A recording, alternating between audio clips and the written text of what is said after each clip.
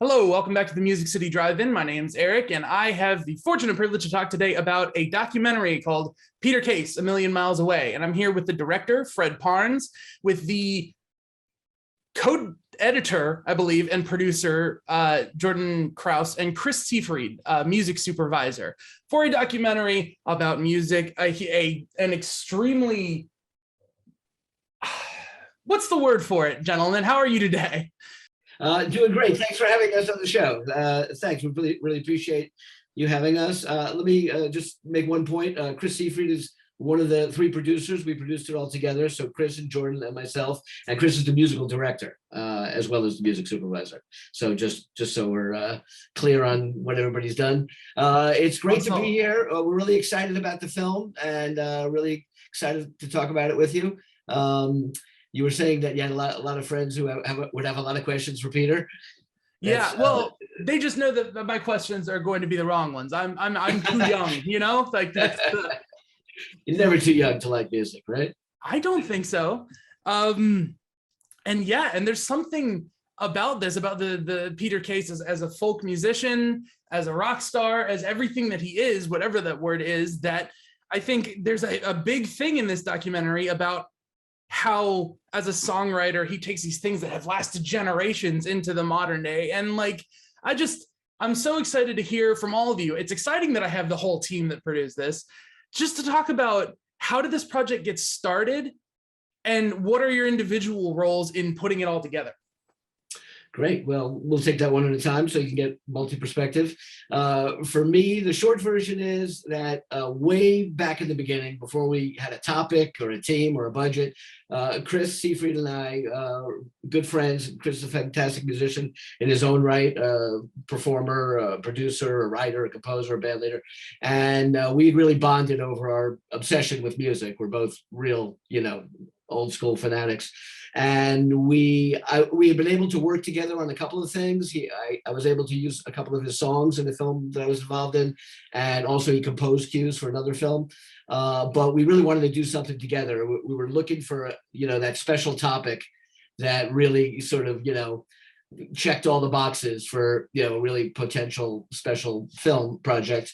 And after many false starts with different ideas, we came upon the idea of Peter, and just this phenomenal talent who has flown, I don't want to say under the radar, but kind of, has sort of straddled the radar for all these years and stayed super creative and has had this great following, enthusiastic, really faithful following of people who always buy his records and come to his concerts.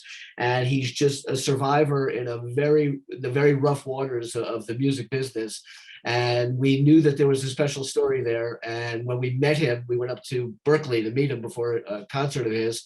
And we were immediately struck by his storytelling flair and his sense of humor and just a sense of a life really lived, a lot of ups and downs, a lot of obstacles, and a lot of triumphs and, not non-triumphs, and just a struggle which ended triumphantly in our eyes. And that's sort of how we started and what got us to where we are today. Well, as Fred said, we were looking for a subject to do something with. And Fred, we talked about a bunch of different musicians and a bunch of different concepts. And then he told me that he'd been drilling down on interviews that Peter done. And he said, as far as like storytelling, this guy's really got something unique. My personal experience with Peter was, I was in a band on Warner Brothers when I got to LA. The first time I heard Peter's name, people were like, you sound like Peter Case. that was my first experience hearing about Peter. And I wound up hearing it, I was in this band, Joe 90, and I wound up hearing it a bunch of times. So when Fred mentioned Peter, I was like, oh, that's weird. And then as Fred said, we went up to Berkeley and met with him. And he was just really, really interesting and cool. And then we saw the show that night, which was really wonderful. And the music presentation was fantastic, but his ability to tell stories and convey songs from the stage was really really something that we both felt was really unique, and just felt really compelled to want to do something. And so I guess one of the things I brought to the project was the idea of getting the songs in a live presentation to be well represented.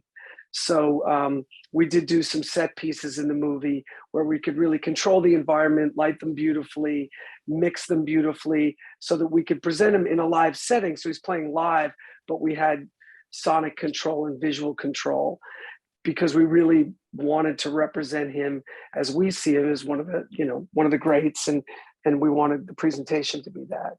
So yeah, that was an interesting blend of that. You know, there's old footage of him playing, of course, to kind of underscore what you're talking about going on in his life, but there's always these touches of what he's doing now and reminders that he still is who he is. And so so you guys, that wasn't just something that he was doing still on tour. You guys put these little modern day sequences like together. We went into the studio for 3 separate sessions, 2 with a full band, and one of them we extracted the Lady Blackbird Chris Pierce reimagination of Two Angels, and then on the following day we did Peter live with the band, and then we were in Sunset Sound where we recorded pretty much an entire soundtrack of Peter playing, just his whole, I think we did 8 or 9 songs.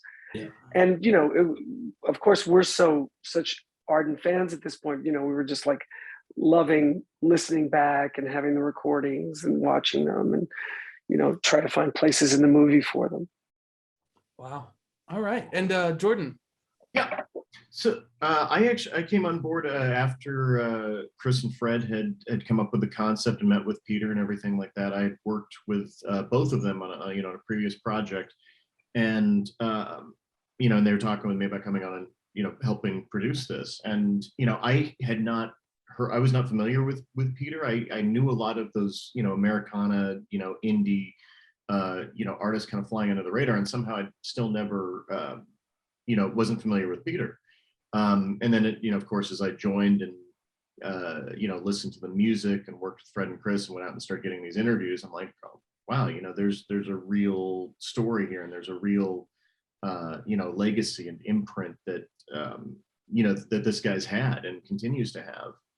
And so I was working logistically on gathering the crew and all those things, and I was also co-editor working with Kate Amend, a great documentary editor, to help kind of work with the archival and track down the archive, track down photographers, old sources of media that we got from so many amazing people, and just finding ways to tell the story with the archival that we had, and the interviews we had, which certainly we had by the end of it we had a wealth. Yeah. Okay, so normally I expect to see like some footage from their performances and things like that, but when we reeled back to Peter in his mid-20s, that footage, like how, like that was one of the first questions I had is how did you guys go about finding just so much like intimate behind the scene kind of detailed stuff for this? We were lucky enough that Bert Devert, who's still a good friend of Peter's, in fact, you can see him in that old San Francisco footage. He's the guy with the super long hair and a big beard. He had the idea to document those days of them busking on the street corner. And I don't know, he put together a little crew, I think just a cameraman and a sound guy, and they made a 30-minute short called Night Shift. Night Shift. Night Shift. And we got that. And there's just a lot of stuff through the years. Jordan his specialty is hunting out archival footage, and some of this stuff fell into our laps. So the beta tape is the craziest story. From Irvine, yeah. I'll tell you so the footage of him opening for Jackson Browne was probably the last thing added to the movie in December. we we had a cut of the movie where we talk about him opening for Jackson, and we were we were relying on that program that's in the movie to sell it. And I get an email out of the blue from from this guy who's like, hey, I was on an online music forum and heard that you were making a documentary about Peter Case. I have this beta tape that I got in a storage locker, from like buying a bulk storage locker, and and it's Peter opening for Jackson Browne in 1986. And he's like, would this help you? And this guy, his name's Levi Lipton, sent me the beta tape, and we gave it to our footage restorer guys, and they're like, I don't know, it's a beta that's been in storage for 35 years. And they were able to thankfully extract this amazing performance and this amazing audio from that beta tape. And so we slotted it into the movie. And we found out later that the guy who had referred him to us was a fan of Peter's who we'd met when we shot in Berkeley, when we shot one of the live shows that's in the movie up in Berkeley. And this guy Steve Ellis had had pointed him our way. So that's just an incredibly grateful moment of serendipity that spanned 2 years and forgotten conversations and fell into our laps. So wow. So I'm not sure exactly which person this is a question for, maybe multiple people, but so how did the narrative start to take shape? Like, how did you decide what the story was that was being told out of the information you were going through?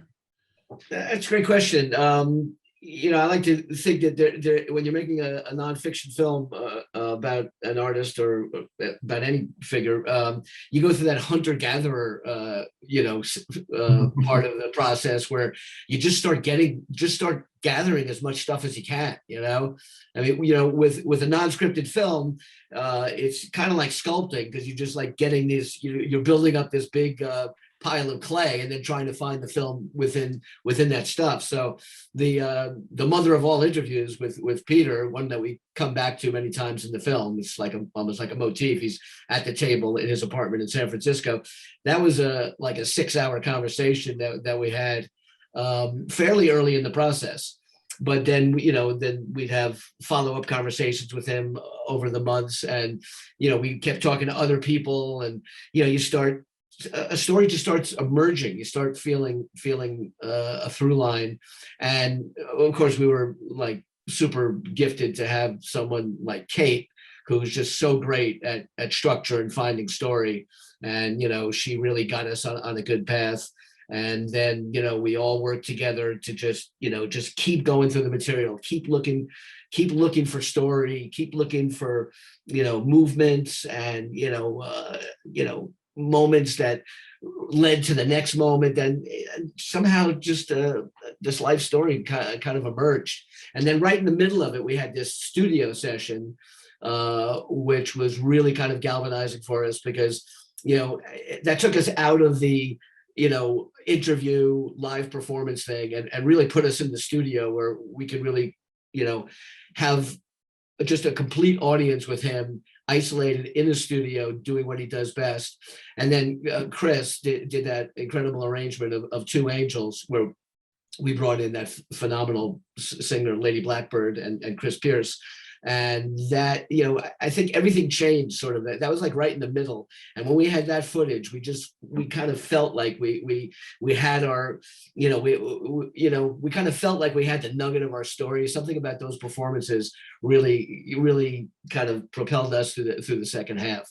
So Chris might be able to tell you a little bit about the process of taking that country ballad from Peter's second album and turning it into that sort of gospel-based piece. Fred and I had worked on a movie prior to this and done a set piece for that, and it was so successful in terms of the presentation of the song and the whole thing that we wanted to revisit that concept. So that was something we talked about early on, like how do we revisit something we've just done successfully that we thought was so visually stimulating and musically beautiful. So and then we just I don't really remember how we came upon selected that tune. I think I just probably felt because the Angels thing just evoked some kind of spiritual kind of thing, and we just talked about the concept of doing it as a duet. Lady Blackbird is someone I produce, and I've worked with Chris Pierce, who's the male vocalist as well. And it was kind of like putting together an all-star team of, you know, musicians and singers. And we came to my studio in Hollywood and routined the song and got the key for the voices to really react to one another in a beautiful way. And it was so interesting how the song evolved from Peter's version as a duet, because we felt, as we were analyzing the material, we thought this song was about a relationship in his life. And I think, as it turns out, it wasn't the one we thought it was, or something like that. But it was it was very interesting inside baseball. It was very interesting to then treat it as a duet. So these two, so he's telling a story about falling in love with this woman, and then we turned it around to the woman talking to the man, and they're having this cosmic conversation. And musically, it just felt like it wanted to be a spiritual. And then we even knocked the nose off the front of the tune, so it comes in sort of like an old 60s R&B record with the female protagonist saying, "We fell in love," you know, instead, you know, so it has a narrative, a different narrative than his song is, which is a little bit more mystical. It starts with the Two Angels lyric. So it had, to answer your question, long answer, I guess, was we'd done something like that before, and that was kind of the desire, was to sort of repeat our own personal history of like, okay, let's do that again. And then that led to, you know, the idea of doing more musical stuff. And like Fred said, once we had the interview with Peter and the 3 days of music in the studio, we really felt like we almost had enough to make the movie then. And of course, Jordan did all the archiving stuff, and it, like Fred said, it was a puzzle from there. Okay. So big question I usually ask, what are you hoping that audiences take away from this story, from seeing this documentary? I hope that the film, you know, connects on different layers and different levels. There's the music story, how music has changed, how it's recorded, how it's distributed, how it's consumed, how the landscape has changed towards how, you know, artists are supported, you know, financially, and you know, and that's changed, and that's a struggle. But also even just a life story. I like to think that as much as I love the music, and that's what brought me to Peter, it's a little bit of a MacGuffin, because it's just a story about perseverance, and, you know, and also fighting the obstacles that are in your way, and also the self-imposed obstacles.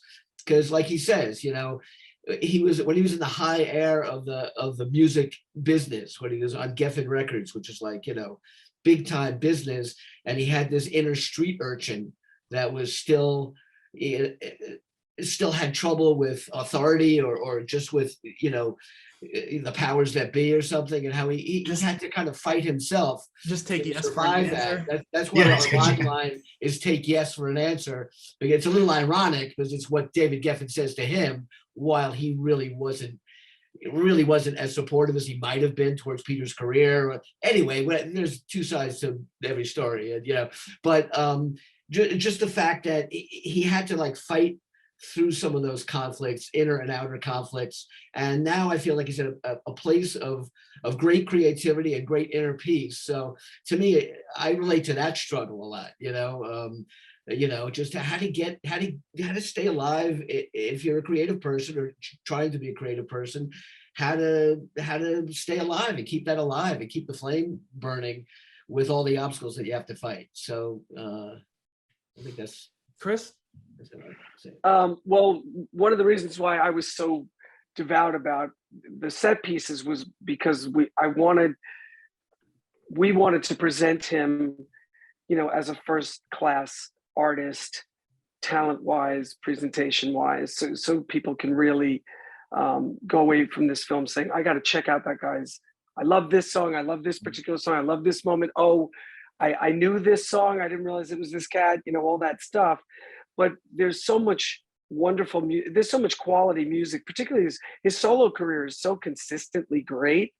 You know, the early stuff is a band, so there's, you know, there's that baked into the music of the Nerves and the Plimsolls, with both of which we all love. But his solo career is astonishingly consistent and at such a high level. So, you know, I think we always talk about how we want people to see this movie, and we hope it lifts the awareness for Peter as an artist and as an accomplished artist, and his songwriting. I guess one of the reasons we did the Two Angels recreation was Fred was wondering why Peter's not more covered as a songwriter. You know, there are a lot of songwriters like John Prine or lots of Americana artists that sometimes they're John Hyatt, that have cover versions that are more successful than their own personal versions. And so there was this thesis on why hasn't that happened for Peter? Because it's so that was another inspiration behind doing Two Angels. Like, let's put this song in a setting where people react to it and see what that does. You know, so I think we all are hoping for the same thing, in that, you know, Peter gets a lift from this, and people start to recognize him there's more awareness for him. Jordan? Yeah, and you know, everything Fred and Chris said, absolutely. And then just to add to that, I would say, you know, as someone again who came into the project, you know, not being familiar with Peter and not knowing, you know, the history and the impact, you know, on the LA punk scene, on the Americana scene, you know, on the one guy with a guitar, which, you know, obviously which he did in the 80s was very revolutionary, you know, through contemporary adult Americana, you know, now, like that line that Chuck Prophet says about you know, everybody who you know, bought Peter's album, quit their band, you know. And so I think that, you know, I think it's great just to you know, to be able to make this movie and to do it in such a way that not only elevates Peter, but also, you know, serves to educate and enlighten about, you know, the younger generations, about gaps in the history of music in the LA scene and the Buffalo scene, and you know, to show people what that environment was at that time in the late 70s, early 80s, and how that has rippled throughout. How that ethos has rippled throughout the following decades, I think, is a really great thing to bring awareness to. So I have one quick question, which is, when and where are people going to be able to see Peter Case A Million Miles Away?